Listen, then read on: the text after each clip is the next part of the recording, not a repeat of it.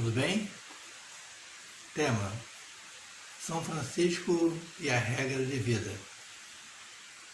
Sabemos quando São Francisco ele recebeu vários irmãos do Senhor. São Francisco, a cada momento em que recebia irmãos, ele dava graças a Deus, porque a fraternidade ela é um laboratório de formação, ainda mais quando nós pensamos em Francisco, pensamos no seu estilo de vida. E São Francisco recebia irmãos e dava glória a Deus, sempre louvava o Senhor pelos irmãos, porque é um aperfeiçoamento de vida. E Francisco ele recebeu vários irmãos, tanto aqueles não letrados como aqueles que eram letrados. Recebia desde os leigos, a vocação dos leigos, até mesmo sacerdotes e doutorados, intelectuais que conheciam muito bem a lei de Deus, conheciam muito bem a Bíblia e em seus aprofundamentos. Até que chegou um certo número de frades e eles queriam então uma forma de vida, uma regra. E conversando com Francisco, disse: nós queremos uma forma de regra de vida, porque hoje você está vivo e amanhã o que será? Os nossos irmãos na forma de pregação do Evangelho. Só que São Francisco ele não queria muito bem escrever uma forma de vida, porque ele apresentou simplesmente o Evangelho e disse: esta é a forma de vida, é seguir a Jesus Cristo, os seus Evangelhos e viver o Evangelho. Essa é a forma de vida. Mas, de tanta insistência dos confrades, sobretudo os intelectuais, São Francisco então se propôs a escrever a regra de vida. E assim, com Frei Leão, subindo até o Monte Alverne, escreveu a forma de vida. Então hoje nós temos, sim, a regra de vida franciscana. Tanto a ordem franciscana da primeira ordem e também da terceira ordem. As damas pobres que, após foi constituída por Santa Clara, ela é uma outra história. Ela também lutou pela sua regra de vida. E o interessante é que ela morreu com as regras na mão, né? Porque na época o Papa ele quis que Santa Clara tivesse uma vida, claro, monástica na época, mas seguisse a regra das beneditinas. Mas então Santa Clara ela relutou e morreu com as regras na mão, graças a Deus.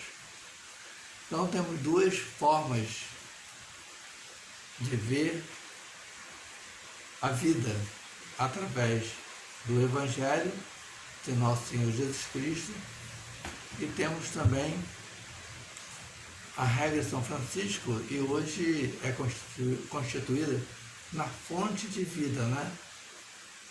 Na fonte de vida de São Francisco e de seus confrades, a fonte franciscana que nós temos. Por isso, irmão, o que eu quero chamar a atenção hoje em dia é que muitas pessoas estão sem norte na vida. Como se diz, desnorteada, está sem norte. Nem para lá, nem para cá, e muitas pessoas confusas. Até mesmo porque hoje em dia nós estamos sofrendo pela doutrina de duas igrejas. Aquela igreja que veio de Nosso Senhor Jesus Cristo há mais de 2000 anos atrás, e depois, com a morte e a ressurreição de Jesus Cristo, vieram então os seus discípulos, os seus apóstolos, e os primeiros cristãos do primeiro século, segundo século, terceiro século, quarto século, quinto século, e aí por diante, que são os documentos doutrinários da igreja. Não existe outro. E, mais uma vez, eu tenho que falar da teologia da libertação com o marxismo, desde então do Concílio Vaticano II, até mesmo através do documento de Puebla, que hoje em dia se fala um pouco, e trazendo assim algumas doutrinas atuais que não correspondem à doutrina da Igreja Católica Apostólica Romana, ou seja, da sua fundação. Porque tem doutrinas que são meias-verdades, e as doutrinas de meia-verdade não pertencem a Jesus, pertencem ao demônio. O demônio, que não está só fora da igreja, mas ela já está dentro da igreja, e dividindo a igreja em duas. A igreja, né, de Deus e a igreja que não é de Deus. E é preciso muito o Espírito Santo para poder discernir qual é a igreja que devemos seguir. E temos aí duas fontes.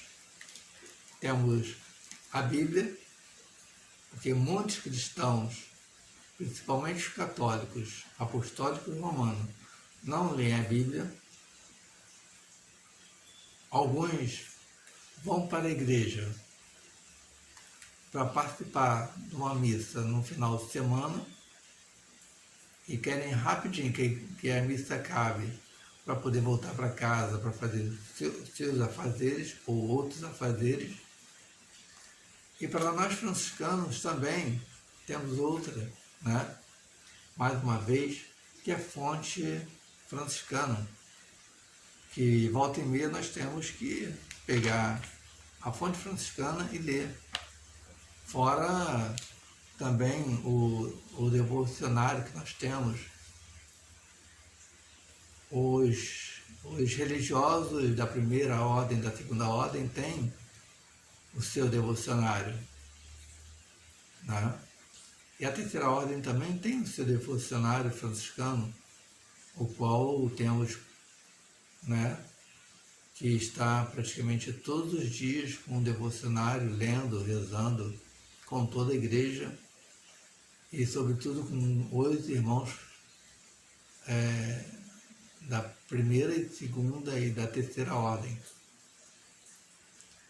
Irmãos, temos que voltar à fonte, temos que voltar à origem, porque o comunismo está quase adentrando no Brasil, já entrou em outros países, vários países, então não estão aceitando mais a Bíblia, estão fazendo até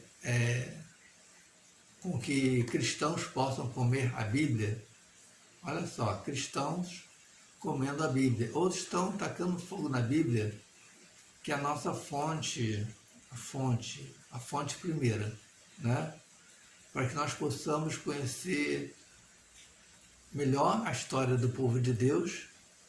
Eu falo da Torá, ou o Antigo Testamento, e falo também do Novo Testamento, que é tão quanto importante, muito mais importante, entre aspas, não muito mais importante, mas porque o Antigo Testamento ele é um texto base profundo dos judeus, e o Novo Testamento ele é a partir da experiência dos cristãos, sobretudo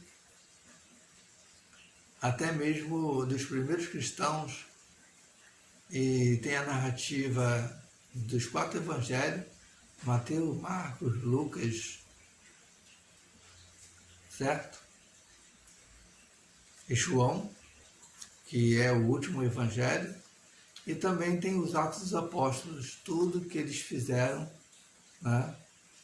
E foi Paulo, não só Paulo, mas Pedro, Tiago e alguns outros, que escreveram pequenas cartas para que nós possamos ler, entender, né, a experiência dos primeiros cristãos. E temos que ler, não só esperar o final de semana para ler, ou melhor, para poder ouvir a homilia do sacerdote, não, mas constantemente ler, porque a palavra nos alimenta e nos dá esperança. Porque em Apocalipse diz que teremos novo céu e uma nova terra. Novo céu e uma nova terra. Estamos aí à beira da volta de Jesus Cristo. E nós que somos seus servos, temos que dar conta daquilo que nós recebemos em vida, desde o nascimento até a morte, para quem morrer irá então se encontrar com o grande juiz, espiritualmente falando. E outros receberão então a Jesus Cristo em vida, sim, em vida. Não sei quando, mas está se aproximando. E São Francisco nos deixou a regra. Tem a regra não bulada, ou seja, aquela regra que não é oficial, digamos, né? Porque até mesmo Frei Elias, na época com Frei Catani, teve uma discussão, e Frei Elias foi e queimou a regra de São Francisco. E São Francisco teve que novamente fazer outra regra, né? Porque pensava até que São Francisco tinha morrido, né? Mas porque ele foi até mesmo se encontrar com o príncipe, né, da Arábia Saudita. O príncipe, né, que estava lá, e havia muita guerra. Ele teve que conversar até mesmo com o príncipe, né, do Islã na época, para ver se amenizava a guerra. E é isso. Ainda vão obrigar a nós no Brasil a queimar as nossas Bíblias, a jogar fora, até mesmo, quem sabe, queimar e fazer com que a gente possa comer a Bíblia, ou retirar simplesmente todas as edições e destruir a nossa Bíblia. Então nós temos que saber o que ela nos diz, o que o Espírito Santo nos diz, tá bom? Paz e bem, paz e bem, paz e bem.